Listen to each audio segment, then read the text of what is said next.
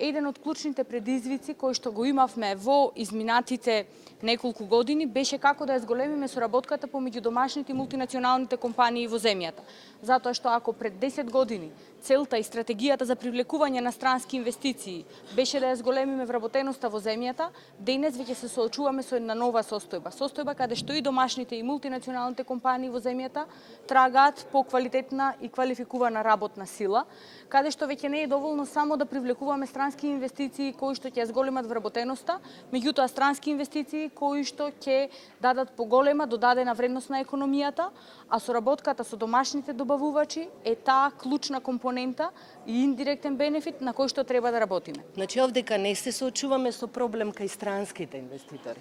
Овдека се соочуваме с проблем кај ние, домашните инвеститори, кои што не покажуваме иницијатива, проактивност, за да научиме повеќе, да ја смениме корпоративната култура, да го надминеме егото и суетите дека сме најдобри на светот и дека се движи околу нас. Имено треба проблемот да си го бараме во нас и можеби повеќе на тие софт вештини треба да поработиме на единствен проблем кој што ние го имаме во нашето